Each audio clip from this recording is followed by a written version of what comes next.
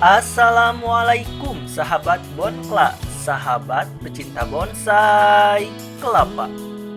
Di video kali ini saya akan membuat bonsai kelapa motif yang unik.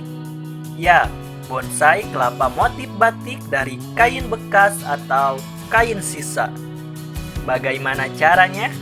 Subscribe dulu channel ini karena channel ini akan membahas tuntas tentang bonsai kelapa.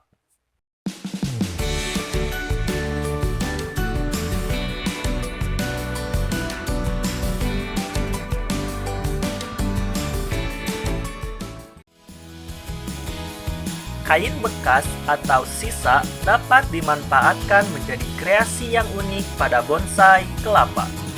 Di video kali ini saya akan membahas kain batik sisa atau bekas menjadi bonsai kelapa motif yang unik.